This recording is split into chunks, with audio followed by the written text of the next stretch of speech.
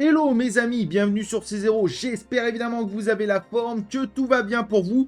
Aujourd'hui, on va regarder pourquoi les cryptos et le Bitcoin pourraient partir potentiellement sur un correctif. Et ça faisait un petit moment puisque ça serait un correctif quand on n'en a pas vraiment eu en 2024, ça serait le premier vrai correctif. Mais attention, ce sont des débuts d'indicateurs, c'est pas non plus l'alarme absolue, on n'en est pas encore à ce niveau-là. Mais il y a des petits signaux qui pourraient nous dire est-ce qu'il pourrait pas y avoir un petit correctif prochainement? Ça t'intéresse? Le sujet t'intéresse? Eh ben, ce que je te propose, bien évidemment, c'est qu'on y aille tranquille ensemble. Let's go!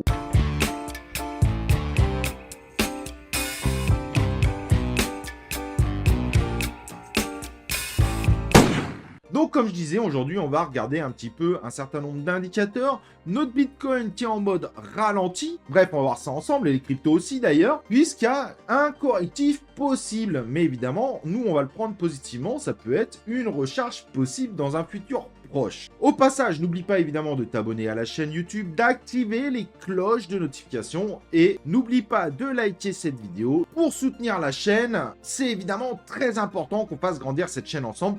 Cette chaîne qui est 100% crypto, 100% fun, 100% non bullshit, pas de lien d'affiliation, pas de projet qui paye cette vidéo. Et donc notre ami Bitcoin qui ralentit aujourd'hui, alors qui ralentit mais aux alentours de 72 000, donc ce qui reste évidemment très raisonnable, et nos alts qui, depuis 24 heures, sont plutôt en baisse sur le top 100 assez globalement. On peut voir évidemment le même phénomène un peu équivalent, à part une grosse exception qui est AMP, mais pareil sur le top 200, c'est rouge globalement. Si on regarde du côté du top 300, même constat, bref, l'ensemble des cryptos semble changer de direction, de calmer un petit peu la hausse. C'est évidemment pas la première fois qu'on a eu ça cette année, mais voilà, un ralentissement qui est intéressant. On l'avait déjà constaté plus ou moins pour les mêmes coins. Mais du coup, est-ce qu'il pourrait y avoir un correctif? Un correctif sur lequel on pourrait profiter pour recharger, surtout pour ceux qui ont déjà pris des profits. Eh bien, oui, il y a des possibilités et c'est ce qu'on va regarder ensemble. Donc, comme je disais, notre Bitcoin est au ralenti.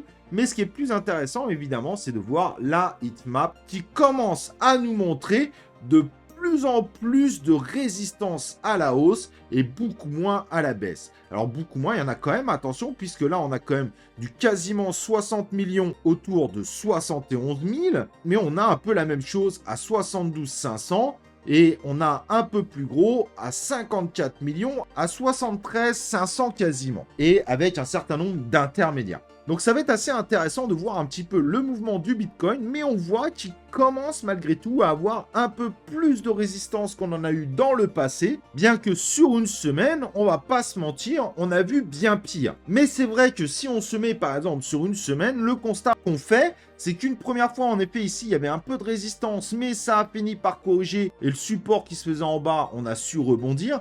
Ici, on a su rebondir sur ce support, et là, on a su carrément traverser une énorme résistance à 70 700 environ pour monter dans le range où on est là. Donc, rien d'alarmiste comme je dis, mais c'est intéressant de voir qu'il y a quand même une possibilité, malgré tout, d'un correctif. Un correctif qui, si on le voit, pourrait descendre autour de 71, mais en dessous, évidemment, on descendrait relativement bas, puisqu'on pourrait aller très facilement du côté des 66 000. Mais derrière ça, il y a quand même des bonnes choses, on va pas se mentir, c'est que les ETF ont pris, ça y est, ils ont validé plus de 4% des bitcoins à eux seuls. Ça, c'est très intéressant, c'est confirmé. Donc, la demande est réellement là, et le halving qui arrive prochainement. Si certains sont assez négatifs autour évidemment de notre ami halving, il faut bien comprendre que actuellement pour les ETF, il faut acheter du Bitcoin et au moment du halving, ceux qui vendent en ETC, donc globalement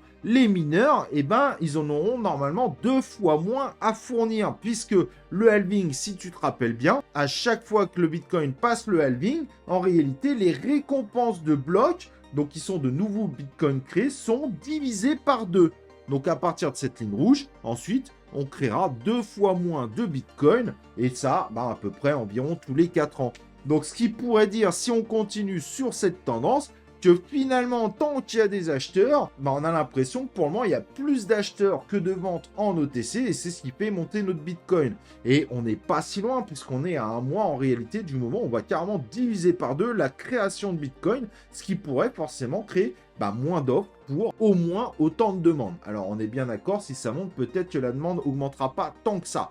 Mais on ne sait jamais. Ce qu'il va falloir surveiller, évidemment, c'est notre total 2, donc le market cap de l'ensemble des crypto-monnaies hors Bitcoin, qui semble descendre, mais qui pour le moment ne casse pas la dernière ligne de tendance, qui est en mode encore plus exponentiel, mais qui pourrait le faire si on continue à baisser comme ça. Cependant, n'oublions pas que même si sur une journée on est en baisse, on a quand même une jolie semaine puisqu'on a quelques cryptos qui ont fait des très bons scores. Les cryptos qui étant rouges sur une semaine ne sont pas du tout majoritaires, très loin de ça. Mais on voit quand même un certain nombre de ralentissements assez violents quand même, puisqu'on parle quand même de moins 8% pour RNDR. On a connu bien pire, je suis assez d'accord. Diala, moins 11%, mais n'oublions pas que sur une semaine, il avait fait une belle hausse, donc c'est plutôt une corrective finalement de sa précédente grande hausse qui était complètement, je dirais, inattendue. On peut regarder un petit peu la même chose du côté d'RNDR, qui finalement ne montre pas non plus de correctif assez violent. On reste sur des chiffres relativement raisonnables. On va pas se mentir là-dessus. Donc, oui, il y a une possibilité de correctif, de premier correctif 2024, mais on n'en est qu'au début des indicateurs. Et franchement, quand on voit un petit peu l'ensemble des indicateurs qu'on a, oui, il y a des choses qui nous disent le correctif est plus probable qu'hier par exemple, mais non, il n'y a pas non plus d'alarme globale. Actuellement, si correctif il devait y avoir, ça serait pas un correctif genre de moins 30, moins 40%. Il n'y a rien pour le moment qui nous indique que ça va être un carnage sur les marchés. Surtout qu'il est intéressant de voir que finalement le SP500 qui avait très mal démarré a plutôt refini sur une note à moitié positive, je dirais. Donc, même du côté des marchés, on ne voit pas forcément quelque chose qui viendrait perturber notre ami Bitcoin. Ce qui nous ennuie en revanche un peu plus, c'est la domination du Bitcoin, qui a remonté cette fois un petit peu au-dessus des 54% et qui montre qu'on n'a toujours pas, mais toujours pas, ce concept de all season. Et ça, c'est quand même sacrément embêtant. Pour le moment, en gros, les alts essayent de suivre tant bien que mal le Bitcoin, mais n'arrivent pas à récupérer les parts de marché qui devraient s'accaparer. Et ça montre quand même que les ETF prennent quand même de plus en plus de place dans l'univers de la crypto-monnaie. Bref, ça c'est pas cool évidemment pour tous ceux qui ont investi majoritairement sur des alts sans les mêmes coins, puisque finalement, eux n'arrivent pas vraiment à récupérer les parts de marché que devraient récupérer les altcoins. Pour le moment, on ne voit pas encore cet intérêt très fort du côté des altcoins. Oui, ça monte sur les altcoins, on va pas se mentir, il y a eu des résultats. On a même l'extraordinaire XRP qui est à plus 11%, qui est sorti de son côté stablecoin, qui est monté jusqu'à plus 20%, mais qui est redescendu depuis.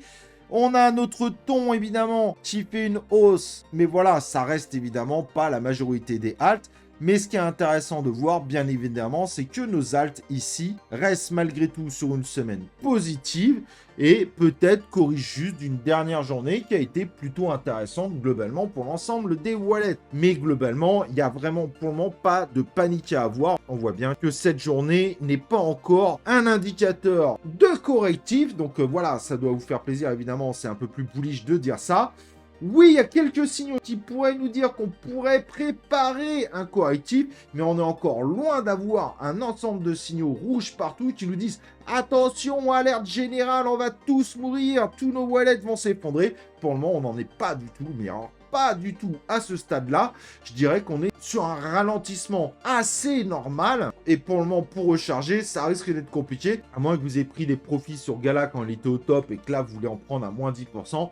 Mais c'est vrai que hors de type de choix, c'est un petit peu compliqué de recharger. On est encore très loin d'un correctif réel. On est plutôt en train de voir un marché qui se tasse, plutôt légèrement à la baisse, mais en n'oubliant pas que le jour précédent était une très très bonne journée pour l'ensemble de nos alts. Et donc d'autres indicateurs pour nous aider évidemment à évaluer un petit peu l'état du marché, surtout l'état évidemment du risque d'avoir un correctif. Et bien là par exemple on a les longues versus short au niveau du futur, évidemment ça joue énormément sur les marchés, et on s'aperçoit que globalement on est quand même quasiment sur du 50-50 sur l'ensemble des exchanges. Donc ça confirme un petit peu que bon, ok, on a vu tout à l'heure avec la heatmap qu'il pouvait y avoir plus de résistance à la hausse que de résistance sur les supports en dessous, mais malgré tout, on voit bien qu'on est quand même assez proche d'un 50-50 en termes de long et de short.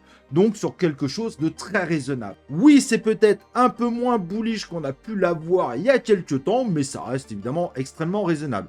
Et d'ailleurs, le Crypto Fear and Greed Index nous montre également qu'il n'y a pas pour le moment quelque chose à vraiment s'inquiéter. Si on compare évidemment aux anciens bull run, on est quand même pas loin du top, ça c'est vrai. Mais par exemple, si on prend 2021, le temps que ça monte, on était quand même aux alentours d'un 94 assez longtemps, que si on redescend, et donc le 80 actuel, qui vient à peine d'être atteint, finalement, c'est assez rare qu'on monte à 81 et que ça chute d'un coup.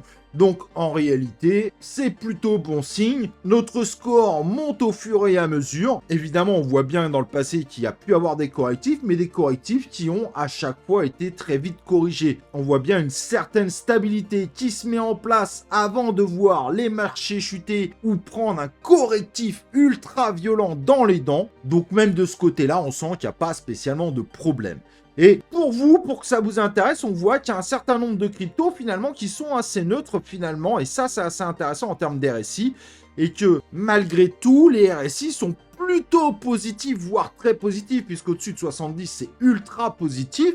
On a quand même des RSI extrêmement intéressants sur un certain nombre de cryptos, dont des cryptos qui avaient du mal à un moment à reprendre du punch. Mais c'est vrai qu'en RSI, il y a très peu de cryptos finalement qui sont assez basses. La moyenne est donc à 64,7.